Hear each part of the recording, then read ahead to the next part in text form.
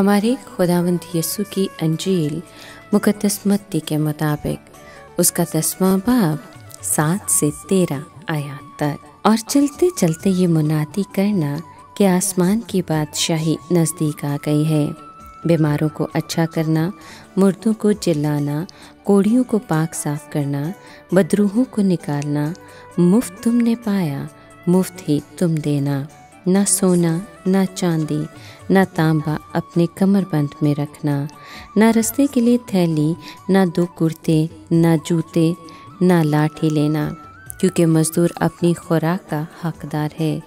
और जिस शहर या गांव में दाखिल हो दरियाफ्त करना कि वहाँ कौन लायक है, और जब तक वहाँ से ना निकलो वहीं रहना। और घर में दाखिल होते वक्त उसे सलाम कहना। अगर वो घर लायक हो तो तुम्हारा सलाम उसे पहुँचेगा, और अगर लायक नहीं तो तुम्हारा सलाम तुम्हारे पास वापस आ जाएगा।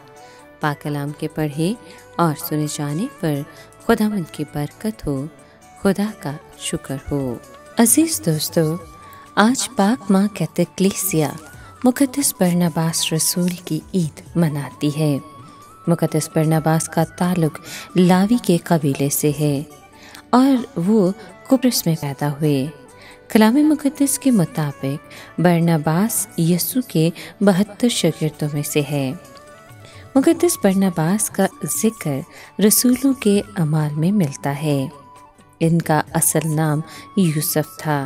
बाद रसूलों ने इसे बरनबास का लक़ब दिया, जिसका मतलब है फर्जंदे तस्कीन।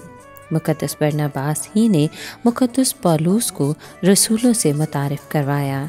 बाद में वो खुद भी मुकद्दस पौलुस रसूल के साथ कुप्रुस ही में बशारत देते रहे। मुकद्दस बरनबास यरूशलेम की पहली मजलिस में भी शरीक हुए। रिवायत है कि मुकद्दस बरनबास करंथियों की कलीसिया में भी बखूबी जाने जाते थे और आपको कुप्रुस के इलाके ही में संसार किया गया। आइए मुकद्दस बरनबास की ईद के मौका पर खुदा से दुआ करें कि मेहरबान खुदावंद खुदा, तूने मुकद्दस बरनबास को अपनी अंजील की बशारत के लिए रूह कुदुस की हदायत के मुताबिक चुना और उसने अनथक मेहनत, कमाल हुनरमंदी और तनाई से अंजील की मुनादी की। अपने करम से हमें भी अंजील की मुनादी करने में अपनी मदद अता फरमा। आमीन।